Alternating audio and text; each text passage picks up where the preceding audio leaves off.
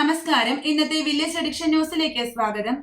ഉത്തര കന്നഡയിലെ അങ്കോല ഷിരൂരിൽ കുന്നിടിഞ്ഞു കാണാതായ കോഴിക്കോട് സ്വദേശി അർജുനായുള്ള തിരച്ചിൽ 8ാം ദിവസവും തുടരുന്നു. പ്രതികൂല കാലാവസ്ഥ തിരച്ചിലിന് വെല്ലുവിളി ഉയർത്തുന്നുണ്ട്. ഗംഗാവലി പുഴയിൽ സിഗ്നൽ ലഭിച്ച ഭാഗത്ത് മുങ്ങൽ വിദഗ്ധരുടെ നേതൃത്വത്തിൽ തിരച്ചിൽ പുരോഗമിക്കുകയാണ്.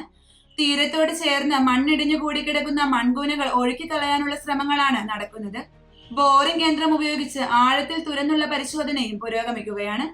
ന്യൂഡൽഹി.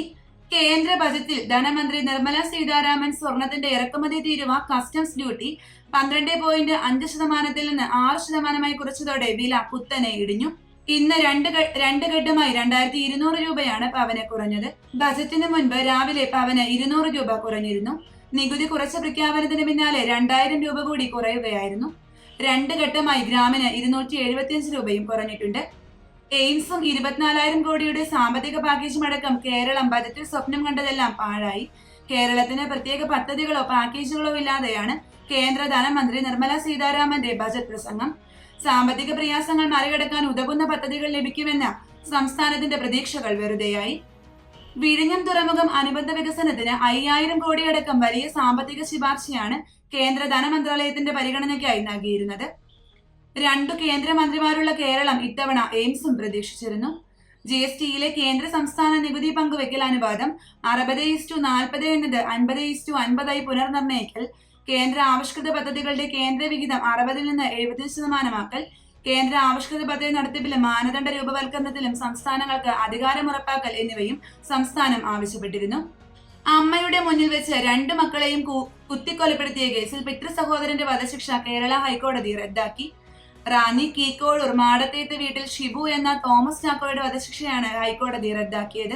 ജസ്റ്റിസുമാരായ AK ജയശങ്കർ നമ്പ്യാർ, VM ശ്യാംകുമാർ എന്നിവരുടെ ബെഞ്ചാണ് വധശിക്ഷ ഒഴിവാക്കിയത്.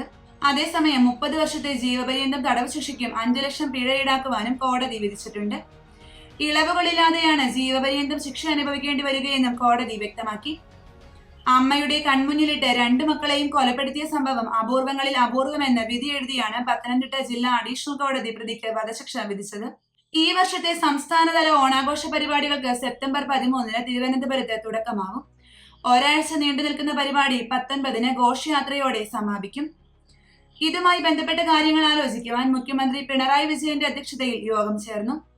ഓണം മേളകൾ, ഓണം മാർക്കറ്റുകൾ, പച്ചക്കറി കൗണ്ടറുകൾ, പ്രത്യേക സെയിൽസ് പ്രൊമോഷൻ ഗിഫ്റ്റ് സ്കീമുകൾ, ഓണക്കാല പ്രത്യേക സംഭരണ വിപണന പ്രവർത്തനങ്ങൾ മുതലായവ സംഘടിപ്പിക്കും. ഇതിന് സപ്ലൈകോയെ ചുമതലപ്പെടുത്തിയിട്ടുണ്ട്. ഹോർട്ടികോർപ്പിന്റെ പ്രത്യേക പച്ചക്കറി ചന്തകൾ ആരംഭിക്കും. എല്ലാ ജില്ലകളിലും പരമാവധി കേന്ദ്രങ്ങളിൽ കുടുംബശ്രീ ചന്തകൾ സംഘടിപ്പിക്കും. കൺസ്യൂമർ ഫെഡിന്റെ ആഭിമുഖ്യത്തിൽ സഹകരണ വകുപ്പിന്റെ സഹായത്തോടെ സബ്സിഡി വിപണി ആരംഭിക്കും. കേന്ദ്ര ബജറ്റിനെ പരിഹസിച്ച് പ്രതിപക്ഷ നേതാവ് രാഹുൽ ഗാന്ധി. പൊള്ളയായ വാഗ്ദാനങ്ങൾ നൽകുന്ന സഖ്യകക്ഷികളുടെ കണ്ണിൽ പൊടിയിട്ട് കസേര സംരക്ഷിക്കാനുള്ള ബജറ്റാണിതെന്നാണ് രാഹുൽ ഗാന്ധി പറഞ്ഞത്.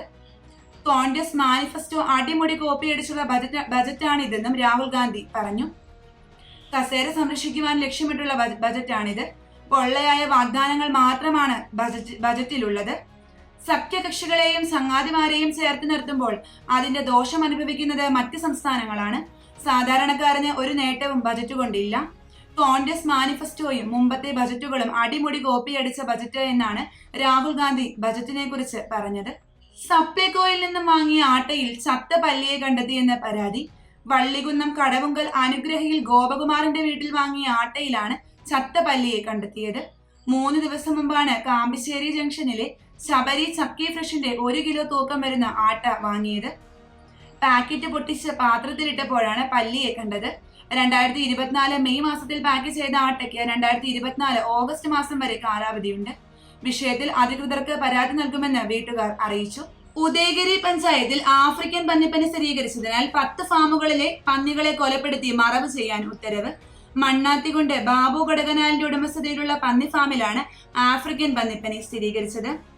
ഫാമിന്റെ 1 കിലോമീറ്റർ ചുറ്റളവിലുള്ള മുഴുവൻ പന്നികളെയും അടിയന്തരമായി ഉന്മൂലനം ചെയ്ത് മാനദണ്ഡങ്ങൾ പ്രകാരം സംസ്കരിക്കാനും ജില്ലാ ദുരന്ത നിവാരണ അതോറിറ്റി ചെയർമാനായ ജില്ലാ കളക്ടർ അരുൺ കെ വിജയൻ ഉത്തരവിട്ടു.